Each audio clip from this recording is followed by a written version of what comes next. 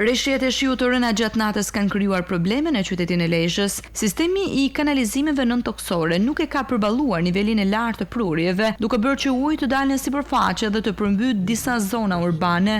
Më problematike ka qenë blloqet e banimit 11 janari, si dhe zona 11.2 hektar në lagjen Beslidja, ku prania e ujit në rrugë ka vështirësuar ndjeshëm lëvizjen e qytetarëve dhe automjeteve. Ndërkohë, për shkak të nivelit të lartë të ujit, policia bashkiake ka bllokuar qarkullimin në disa akse rrugore, duke orientuar mjetet drejt rrugëve alternative me qëllim garantimin e sigurisë. Në ngadalësimin e evakuimit të ujrave ka ndikuar edhe punime që po realizohen në sistemimin e kanalizimeve të ujrave të bardha dhe të zeza, projekti nisur prej disa muajsh, i cili synon zgjidhjen përfundimtare të problematikës së përmbytjeve në qytetin e Lezhës. Nga moti i keq, në Lezhë janë krijuar edhe probleme me furnizimin me energji elektrike, si në qytet, po ashtu edhe në fshatra, ndërsa grupet e punës të operatorit të shpërndarjes së energjisë elektrike ndodhen në terren për riparimin e defekteve dhe rikthimin e energjisë në zonat ku mungon.